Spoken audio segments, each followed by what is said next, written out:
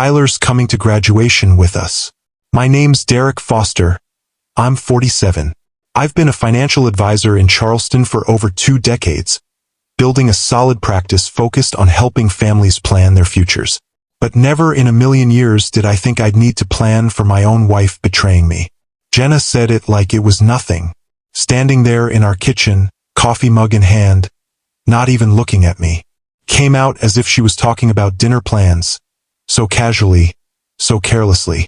Tyler's coming to graduation with us. I froze. Tyler, my personal trainer. The guy who'd become a friend of the family. Those words stung more than I expected. Our family, she'd said. The words felt foreign now. For months I had watched little shifts. Tiny things, insignificant at first. Jenna starting to hit the gym 5 days a week instead of 3. A new wardrobe, designer bags showing up that I couldn't remember her buying. She'd disappear on weekends, say she was running errands, but the errands that used to take 30 minutes now stretched into hours. Isn't that the funny thing about betrayal? It starts small, almost imperceptible. Isabella's graduation was in 3 weeks. My daughter had worked her heart out for this moment. Graduating with a degree in business administration from the University of South Carolina. She deserved better than whatever storm was brewing between me and her mother. I drove to my office that afternoon, the humdrum of work helping to clear my mind. My meeting with the Hendersons discussing retirement planning felt like a movie I wasn't in. As I sat across from them, watching their quiet understanding, I couldn't help but feel the hollowness of my own relationship.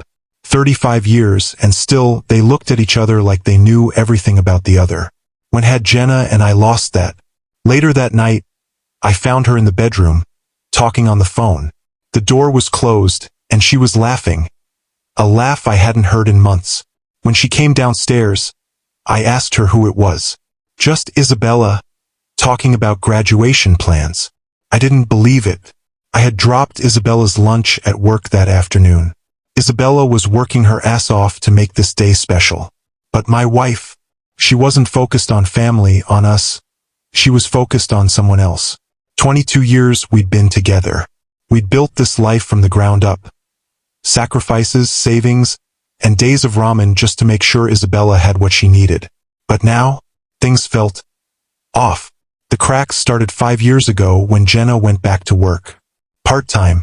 Isabella was starting high school, and Jenna was restless. She needed something more, she said. So she joined the gym where Tyler worked. At first, I supported her. But things changed. Conversations shifted from our daughter's school play to what Tyler thought about this or that. It was never ending, Tyler this, Tyler that. The phone calls started. The ones she'd take in another room. But when I asked, it was always just a friend or her sister. I didn't buy it. I wasn't stupid. Then the money. Small things, but enough to raise a flag. A designer purse here, a spa day gift there. Isabella noticed it too, asking me if things were okay between her mom and me. I lied. One night, I sat in my home office going through 22 years of financial records. Everything was joint. We shared everything: house, cars, investment accounts. Our entire life was built on the idea that we'd always be on the same side. But the postnuptial agreement Jenna had insisted on signing 8 years ago, her idea because of her fears regarding my business, suddenly felt like a lifeline. And then, on a Tuesday morning, it came. A text from an unknown number. A photo attached. Jenna and Tyler at a hotel downtown. Not just casually sitting at a table. Tyler's hand on her thigh, her head on his shoulder. The message read, "Thought you should know. Hotel security has more if you need it." I stared at it for a full 10 minutes, trying to decide how I felt. The rage didn't come, not yet. Instead, there was a sense of relief, like I could finally exhale. I called the number. "Kevin Walsh."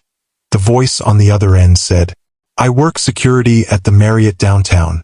Your wife's been a regular here, with the same guy for months. Always the same room." Why was he telling me this? "My brother went through the same thing," he said.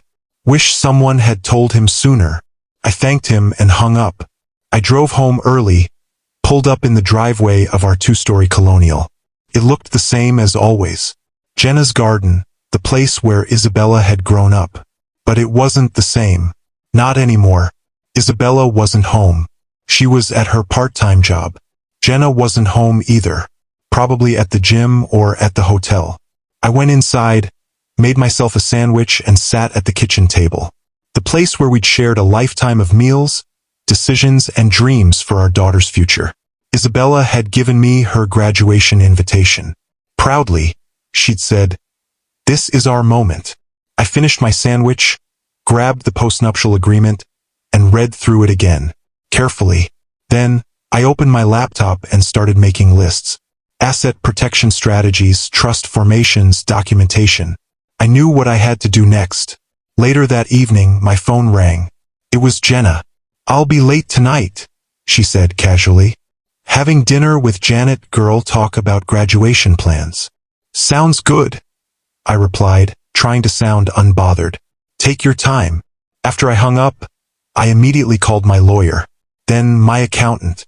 Then, I called a private investigator whose business card had been collecting dust in my desk drawer for the past 3 years. The graduation was only 17 days away, and I had a plan to put in motion.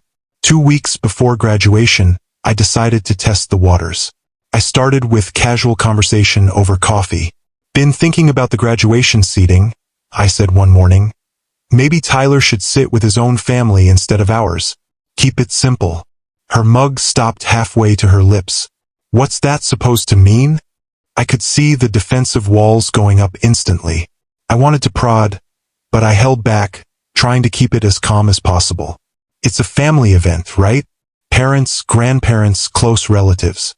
Tyler doesn't really fit that category." Her face shifted, immediately guarded. "Tyler has been incredibly supportive of our family. He deserves to be there." I pressed on, knowing this would hurt. Supportive? How? It was a mistake the second I asked it, but I needed to hear her answer. She set down her mug and met my eyes. There was no escaping it now. The truth was in front of me. Tyler listens. He cares about me. He makes me feel like I matter. There it was. The justification, the rewriting of history. Tyler wasn't just the friend anymore. He was the hero in her narrative, and I was the villain. "So, he's coming to graduation then?" I asked, trying to keep my voice steady. "Yes," she said, without missing a beat. "And if that bothers you, maybe you should think about why." She grabbed her purse and turned toward the door. "I'm going to the gym. Don't wait up. Tyler and I are grabbing dinner afterward." The door slammed shut behind her. I sat at the kitchen table for a long time, drinking coffee, thinking through everything. Then I called Kevin again. I needed the evidence. I needed everything he had. "I need copies of everything you've got," I said. "Hotel records, security footage, credit card receipts, all of it." "That's a lot of documentation," he warned. "Might take a few days to compile." "Money's not an issue," I replied. "Just get it to me, and make sure it's legal. Admissible in court if necessary." He agreed, and we set a timeline. By the next afternoon, I met with my attorney, James Morrison, the man who had helped me build my business from the ground up. He'd been a solid friend and advisor for 15 years, but now he was going to help me dismantle a life. "This postnuptial agreement is airtight," he said, flipping through the papers. "If you can prove infidelity, she forfeits any claim to business assets, investments, and even spousal support." I nodded. "What about the house? Joint property. She's entitled to half of that, but you can force a sale. And if you've already moved assets into legitimate structures, there's nothing she can do." It was time. I had a timeline. I had the tools. I just needed to wait for the right moment to strike. The next few days were a blur. Jenna seemed happy, planning her graduation surprise. The pressure was building, but I couldn't let myself rush. That evening, I called Isabella. "How's school going?" I asked, trying to sound casual. "Almost done with finals. I'm so excited, Dad. This feels like the beginning of everything." I smiled. "I'm proud of you, sweetheart. Really proud." But there was a twinge in my chest. "Will you and Mom be okay at graduation? I mean, things seem tense lately." She was too smart. I told her it's just a phase. People change. she said, trying to sound optimistic. Things will be fine, I promised. Nothing's going to spoil that day. But I could feel the weight of the truth pressing down on me. In the final week before graduation, I put everything into place. Kevin provided the last of the documentation I needed: hotel records, security footage, credit card statements. Every visit, every room, every night they'd spent together. I called my private investigator, Helen Torres, for the final confirmation. How far back? She asked. 6 months, I said. Everything. Witness statements, photos, anything you can find. The report came that afternoon, and it was worse than I thought. Jenna and Tyler had been meeting twice a week. Dinners, trips, weekend getaways. Everything was planned. Nothing was spontaneous. This wasn't a mistake. This was premeditated. As Isabella and I sat together for lunch at her favorite cafe, I could see the unease in her eyes. Dad, do you think things will be okay between you and Mom? She asked, not sure how to phrase it. I mean, when I'm not around as much, will you and Mom be okay? I squeezed her hand. Whatever happens between your mom and me, I said, it won't change how much we both love you. That's the one thing you never have to worry about. By the time the graduation ceremony rolled around, I was ready. Everything was in place. The evidence was irrefutable. Jenna was about to find out what it meant to underestimate me. The day of Isabella's graduation arrived, and it was perfect. She walked across that stage like she owned the world. And for that moment, she did. She had earned it. Jenna and I sat together in the front row, playing the part of proud parents. It felt like a final performance. One last time to pretend that everything was fine. But I could feel the tension in my bones. Every move was calculated, every smile forced. Tyler was seated a few rows away, close enough to still be part of the family photo, but far enough away to maintain the illusion of propriety. After the ceremony, the photo session on the campus lawn was supposed to be a happy moment. Isabella beamed, her diploma in hand. The extended family gathered around her, wanting to capture the moment. And then Jenna made her move. Before we go to dinner, she said loudly enough for everyone to hear, I have something to say. The entire family went quiet. Isabella, still in her cap and gown, smiled, probably expecting another heartfelt speech about her achievements. She didn't know what was coming. Derek, Jenna said, her eyes locking with mine. I'm done living with you. The words hung in the air like smoke, thick and suffocating. The world seemed to pause. Isabella's face went white. Mom, what are you doing? She asked, her voice trembling. Jenna ignored her, her focus entirely on me. I know this is difficult, Jenna said, turning toward Tyler, who had gotten up and moved closer to her. But I can't pretend anymore. Tyler and I are together now. We're starting a new life. Isabella was still staring at her, her eyes wide with confusion and disbelief. Mom, please. I held up my hand to stop her. The entire family was waiting for me to explode, to shout, to make a scene. But I didn't. Instead, I smiled. Thanks for being real, I said, my voice steady. I reached into my jacket pocket and pulled out the manila envelope that had been sitting there for days, waiting for this moment. Since we're not pretending anymore, I said, my voice calm, I have something for you too. Jenna looked at the envelope, confusion written all over her face. She probably expected divorce papers or some angry letter. But this wasn't going to be anything like that. She opened the envelope and pulled out the first document, hotel receipts. Then security photos. Then came the postnuptial agreement with the infidelity clause highlighted in yellow. Her expression changed as she read. First, confusion. Then understanding. And finally, panic. What is this? She asked, flipping through the papers, her hands shaking. Documentation, I said calmly. Hotel records, witness statements, financial transfers.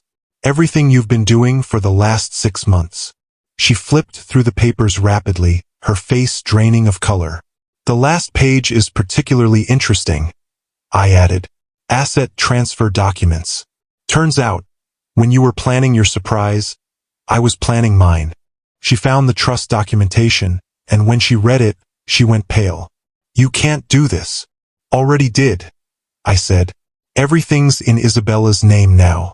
The investments, the rental properties, my half of the house. It's all protected." Tyler stepped forward, his brow furrowed, confused. "What does this mean?" I looked at him for the first time all day. "It means the woman you're starting a new life with just lost access to $3.2 million. Jenna stood frozen, her world crashing down around her. For the next 2 weeks, she consulted 3 different attorneys. Each one told her the same thing. The postnuptial agreement was valid. The asset transfers were legal. She had no grounds to contest either. Tyler disappeared the day after her first attorney meeting. It wasn't hard to guess why. The second things got real, he bailed. A month later, I had dinner with Isabella at her favorite restaurant. She was in high spirits, still riding the high of graduation, but I could see the concern in her eyes. "Are you angry at Mom?" she asked, voice trembling. "No," I said honestly. "Disappointed, yes, but not angry." She looked at me with those smart eyes of hers. "Are you angry at yourself?" That was harder to answer. Maybe I was angry at myself for not seeing it sooner, for not acting on the little things sooner. But I wasn't going to dwell on it. Couldn't. "Do you think you'll date again someday?" she asked, her voice filled with cautious curiosity. "When I'm ready," I said, squeezing her hand across the table. "I will, but not yet. I'm still figuring things out." She smiled. "I'm proud of you, Dad, for how you handled everything.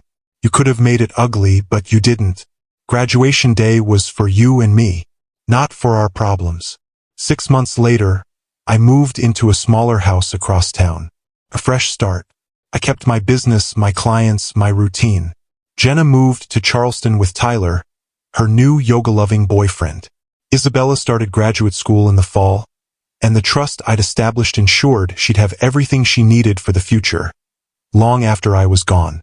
Sometimes I drive past our old house. The new owners painted it yellow and put in a swimming pool.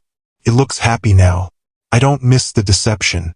I don't miss the pretending, or walking on eggshells, or wondering where Jenna was really going when she said she was running errands. I miss the family we used to be, before the lies took over. But that family was gone long before graduation day. Some endings aren't tragedies. Sometimes they're just the truth finally catching up. If you've ever had to face betrayal, or found yourself in a situation where everything you thought you knew was turned upside down, I want to hear from you. Share your thoughts in the comments below. How would you have handled this situation? Don't forget to hit that subscribe button so you never miss a story.